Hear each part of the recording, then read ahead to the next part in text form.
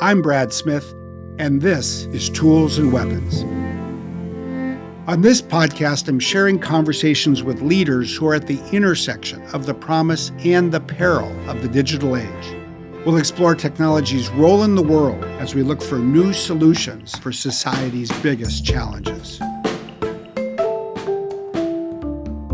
The power that we have in our hand needs a purpose, needs a direction, and this direction has to be universal. That's Father Paolo Bonatti, a Franciscan monk, engineer, teacher, and advisor to Pope Francis on artificial intelligence. He has played a central role in the creation and ongoing adoption of the Rome Call for AI ethics. He recently helped bring together leaders from the worlds of technology, civil society, and the three Abrahamic religious faiths, Christianity, Judaism, and Islam, all for a common purpose: to ensure that AI serves humanity. In this episode, we discuss how he finds inspiration everywhere, from engineering to the monastery to soccer fields, as he explores the questions at the heart of what it means to be human in an age of artificial intelligence. We cover the importance of finding what we have in common to help build bridges across the many things that divide us, and where the Rome Call is heading next. My conversation with Father Bonatti, up next on Tools and Weapons. Today, I'm in Rome for a conversation with someone I've known for several years, someone who I think brings together one of the most fascinating combinations in the world. He works at the frontier of technology with artificial intelligence and ethics, but he plays many different roles, and he starts his day in a very different way from most of us. Welcome, Father Paolo Bonatti. And let me ask you, if I could, Paolo, to start this, describe how your day begins as a Franciscan monk, and then we'll talk about how your day progresses, because to me, it's almost like two different lives that come together. So, first of all, it's my pleasure to be here, and thank you for having me today. Well, I wake up early, we can say that way. Then I have my community life. That means that all the friars that live together in the same place, in the same monastery, we meet in the church and we have these early morning prayers just to remember us why we are there and what is the horizon, the last horizon. And then the normal life, if I can say in that way, start, because I work, I teach at the university, and I'm involved with different international institutions, and then I'll be back to home. Let's unpack each of those things if we could. Your monastery has how many monks in it today? Well, I'm a Franciscan. That means that we live to understand one with the other like brothers. And so we spread in little family. So our style is to have not more than 6-7 people. Otherwise, it become like more a barracks, with military. So we try to keep a family size. That means that the monastery where I live now, it's made by 6 people. The eldest is 101-year-old. 101 years old. Yes, is brilliant, still brilliant. And the youngest is 25-year-old.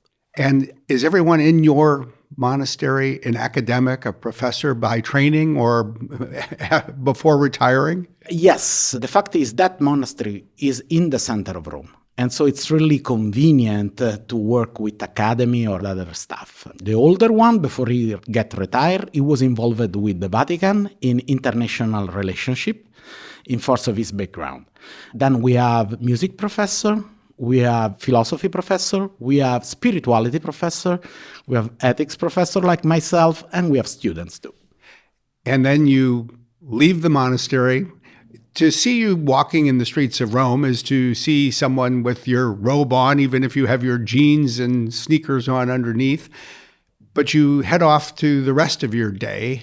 Tell us a little bit about what you teach and how you go about that part of your day. Well, my teaching is focused on ethics, and the university asked me to go deeper in different fields. One, for example, is bioethics. And that is really urgent because the developing of technology in medical field give us a lot of power, but it sometimes give us also the duty to make choices that could be not so easy to do. And another things that is my personal field is ethics of technology. It happens that when I switched to the order, when I joined this life, I come from engineer. My background was on technology, but I have the deep feeling that technology is not enough for my deepest question.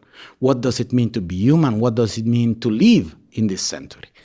And so finding philosophy, theology, and also ethics was a way to try to understand better the life. And well, to make short a long story, when I apply for a PhD, Georgetown University tell me, come here to study, my perspective was, what is the connection between ethics and technology? And I found a professor that with an example, give me the perspective that I was looking for. He bring me to New York City and show me the huge 6-lane highway that is connecting Manhattan to Long Island. And he asked me, what do you see? To make short a long series of answers, the only correct answer was concrete and asphalt.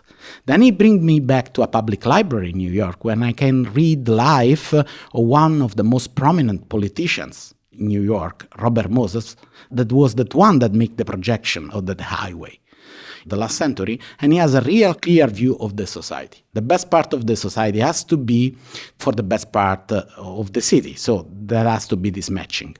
And they make the bridges on the parkway taller than the standard, so no public transportation can move on that.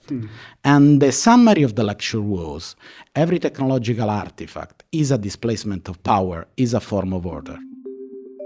Ethics of technology is simple questioning technology to allow people to be aware of this kind of transformation, to allow public decision makers to be aware of which kind of changing will be driven inside the society with that technology. That's what I'm looking for, and that is what I try to teach. I want to just pause for a second and put an exclamation point next to some of what you just said, because I think you captured issues that are just at the heart of public discussion, rightly so, as we go through the months of 2023. In some ways, the year almost felt like it began in November and December as people started to experiment and use ChatGPT. We're seeing this, I think, every month in this year, get more momentum, certainly at Microsoft and with OpenAI. We're taking all of these steps. But at its heart, you also see people asking the questions you just posed. What does this mean for humanity? And as you said, you have to think a little bit about what does it mean to be human?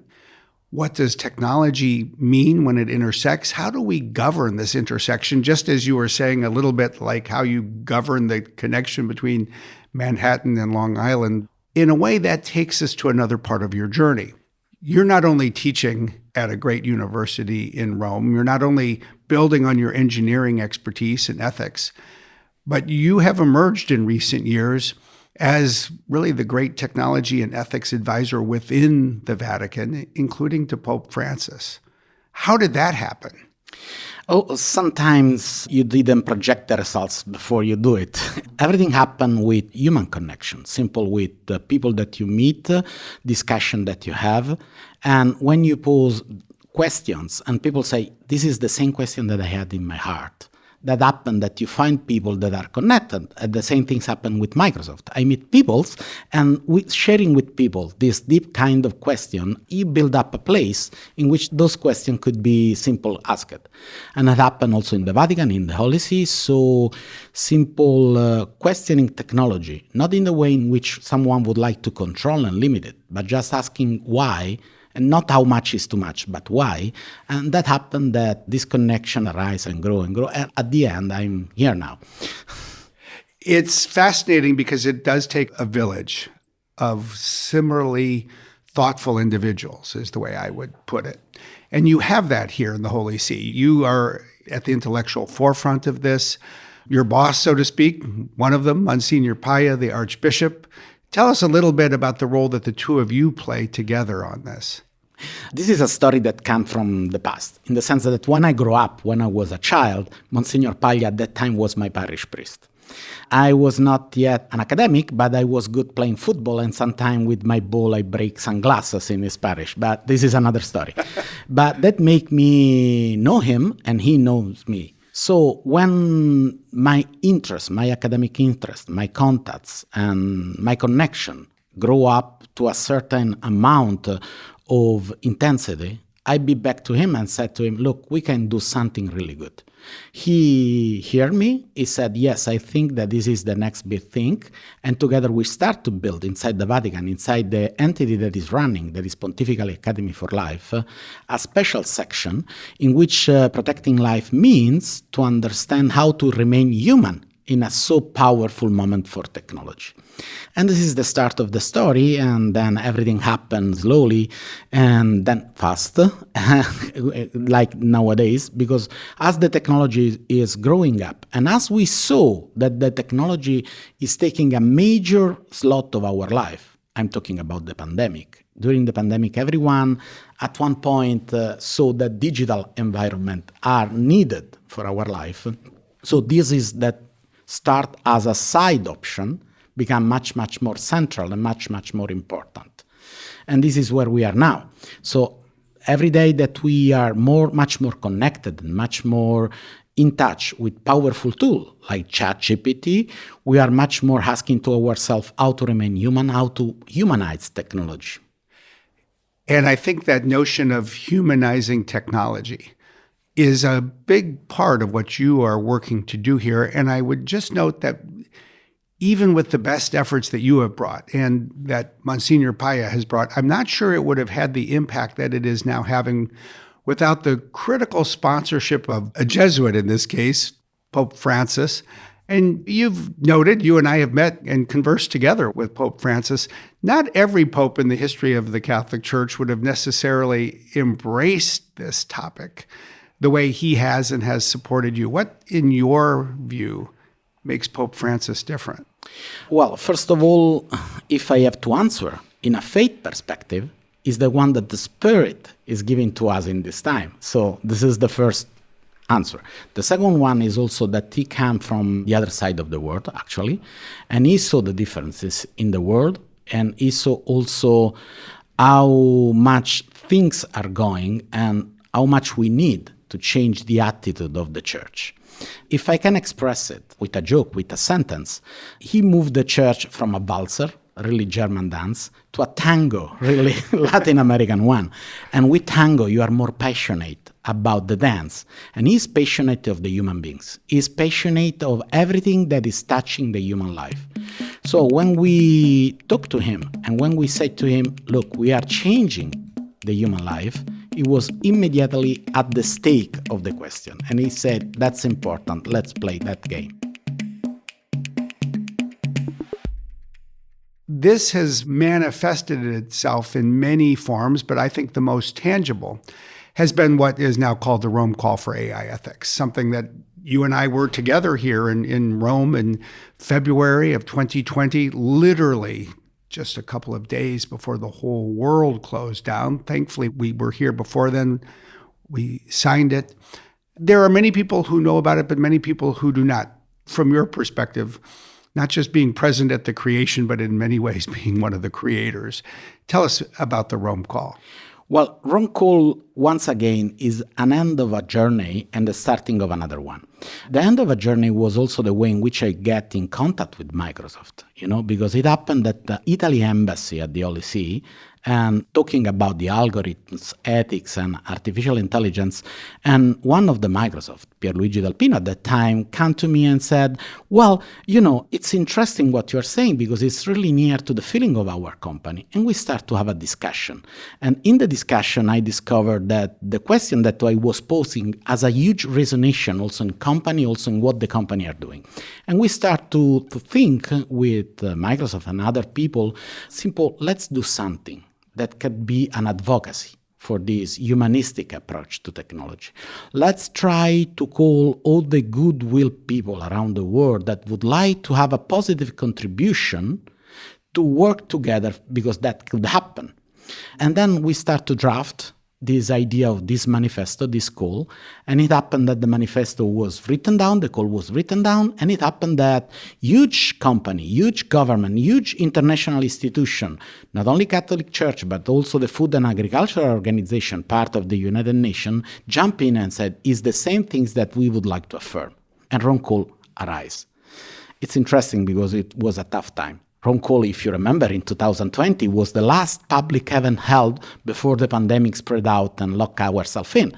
So also during the pandemic, Ron Cole, it's like, ashes that burn but remain hot. And now that everyone is starting back to be in the public, to be all together, we can meet other religions, like the Abrahamic religion, like Jewish and Muslim.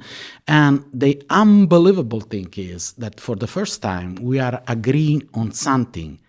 3.5 billion believers looking at technology say that's a gift, but it's also a tools that we can use to empower our life, especially in the poorest part of the world where the religion are still has a lot of presence, but this is also a terrible weapon. It is not well used. And we see that in a lot of countries, not democratic countries around the world.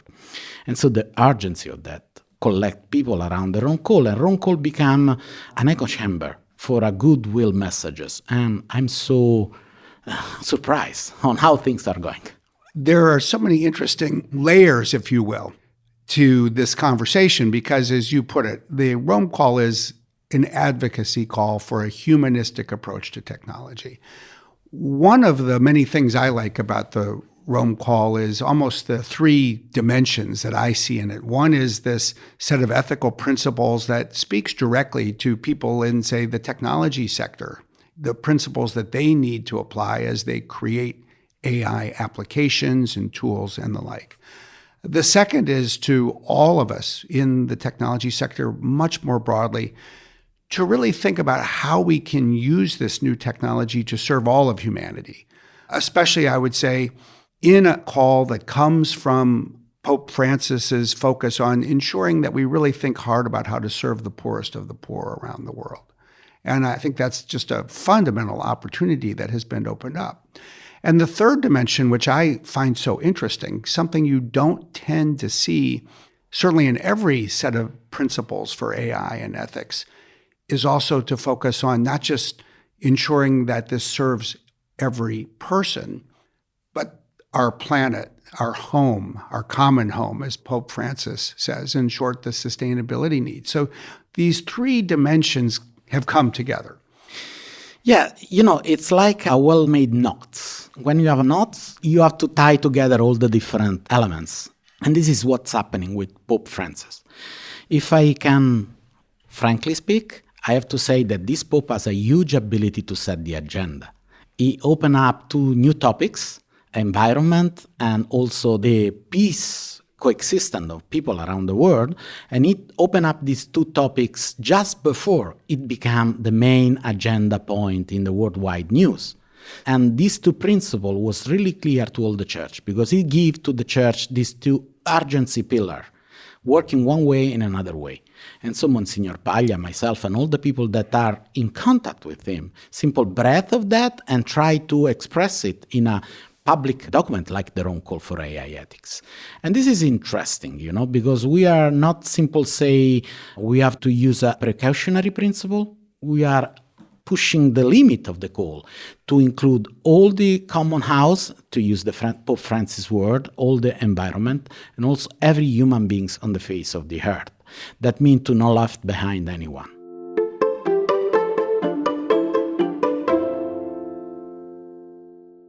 The Ron Cole, in part, is a common vision for a divided world.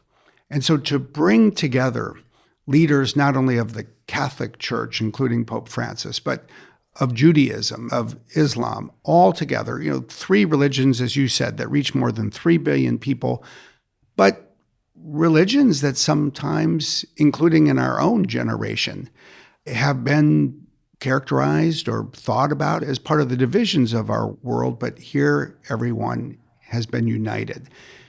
Tell us a little bit about the journey, your conversation as a leader in one religion, talking with other religions. How did you find this common ground? Well, I mean, it's a matter of perspective. Because if you try to define what is your identity, you are building up something that is splitting you from the others. You are building up probably a wall that defines what's yours and what is not yours. You are building up the frontier. And we saw this new digital continent that is the new frontier, where you have a lot of possibility, but sometimes you have also a lack of law. And this is something that surfaces every day on the cyber news and things like that. And if we look in the perspective to find a common ground in this new continent, it's much, much easier not to build identities that has to fight one with the other, but to build bridges. So the same bricks can be used to make wall or to build bridges. We try to build bridges. Then, like I said before, like with Microsoft, things arise from personal connection. Also with the other religion happen with personal connection. Like you said before, I'm really local. I grew up here. And, like every Italian, I have my fixation, and my fixation is soccer. Mm-hmm. And the local football team has Roma Soccer.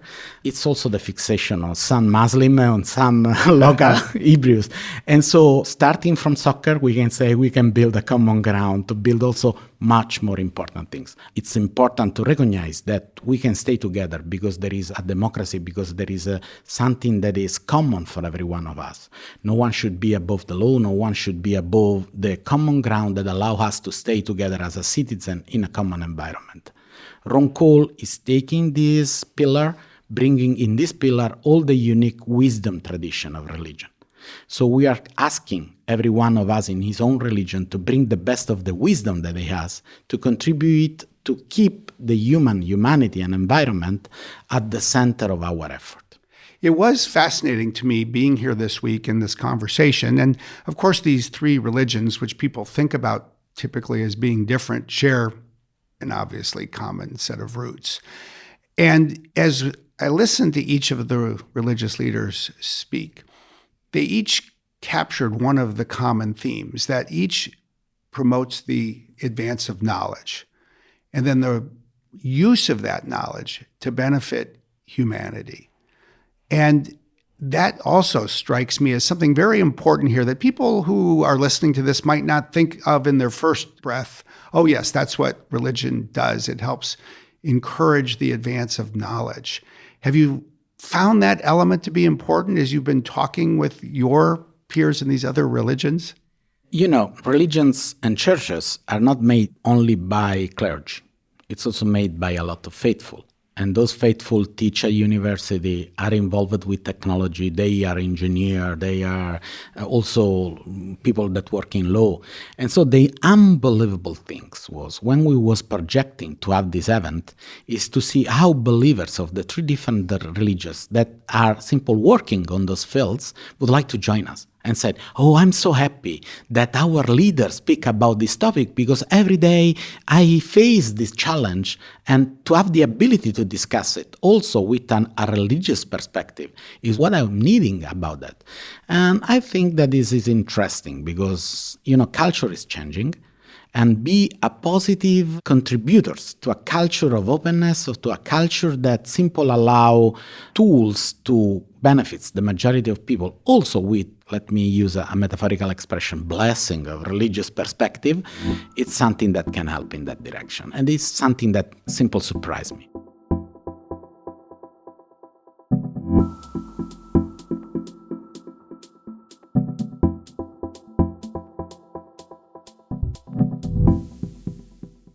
Now, engineers, as you know, because you are one, tend to be pretty practical people. Engineering is a very practical discipline.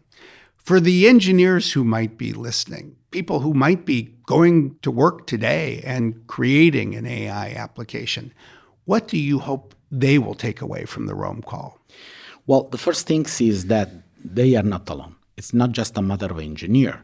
We know for, computer science, that every software is made of a chain of statement, if this, then that.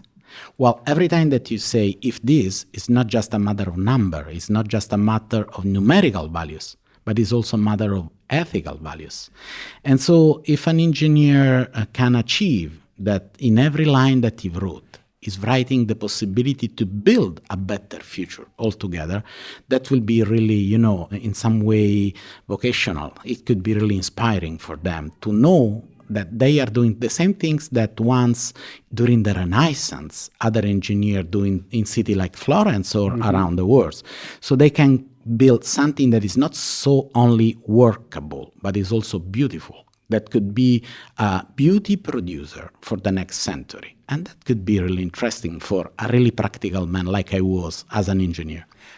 I think that's well put, because I think at the end of the day, no single document will answer every question, especially at the level of detail when it comes to implementation. But it is a guidepost. It is a North Star, or to use the words of Pope Francis when he spoke at the meetings this week, what we're really talking about is creating a culture, a culture that really places artificial intelligence, into a central role of serving the common good of all people and protecting our common home. And that sort of connects with the last aspect I wanted to talk to you about. One of the remarkable things about the Rome Call, in my view, in the years now that we've been working on it together, is you have put it on a path to become something universal. It took a big step this week with the signatures from Jewish and Islamic leaders. But this isn't the last step. As you said, this is an ongoing journey. And I know the next destination on this journey, one that is going to come in several months, will take us to Japan. Tell us a little bit about that and what we can all hope to see come. To make a gross distinction, the world is Western and Eastern. If we found with the Rome Call during this day the Western agreement on that, we still need East. We still need all the Asia and all the other perspective of life. This is the reason why, speaking now as someone that belongs to a religions field, we would like to include also all the Asian religions. We have Japan as the frontier of the Pacific. And we are looking to a really symbolic place where the technology shows us that we could become not only the first species that go outside the Earth, but we could also become the species that can destroy the Earth and all the living beings with the atomic bomb. And this is the reason why we are looking at a really symbolic place in Japan, probably Nagasaki, in which we can say strong with a loud voice, no more. No more, because the power that we have in our hand needs a purpose, needs a direction.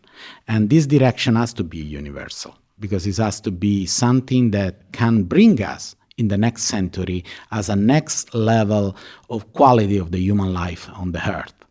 We already probably will be remembered in 10,000 years because we produce some new kind of material that never existed before.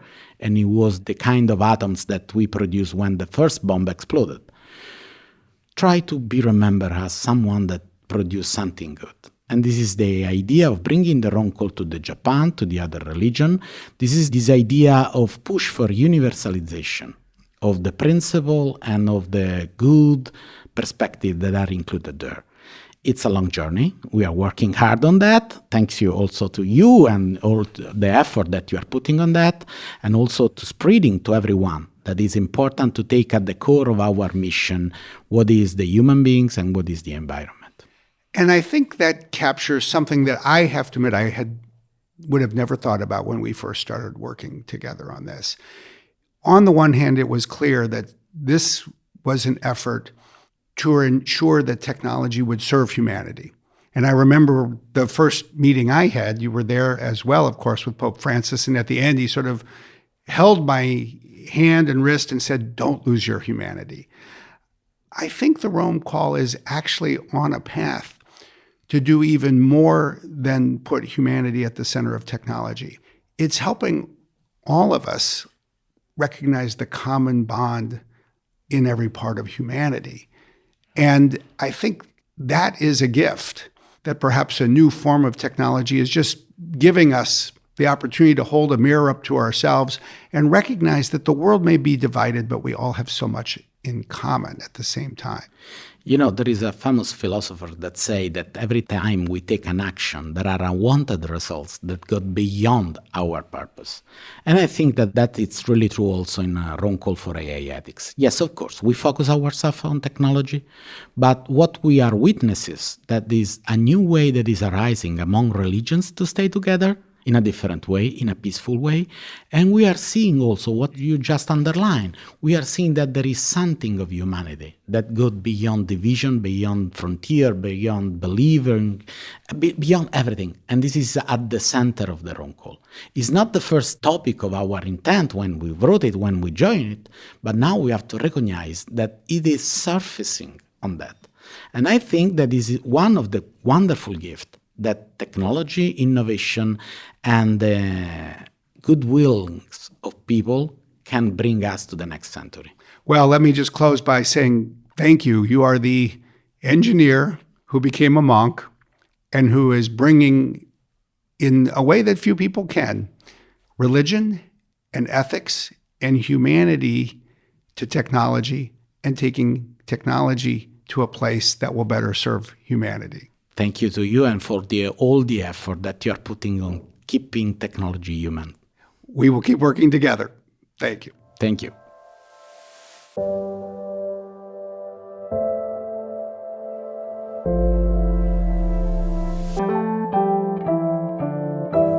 You've been listening to Tools and Weapons with me, Brad Smith. If you enjoyed today's show, please follow us wherever you like to listen. Our executive producers are Carol Ann Brown and Aaron Teesey. This episode of Tools and Weapons was produced by Karina Hernandez and Jordan Rothlein. This podcast is edited and mixed by Jenny Cataldo with production support by Sam Kirkpatrick at Run Studios. Original music by Angular Wave Research. Tools and Weapons is a production of Microsoft, made in partnership with Listen.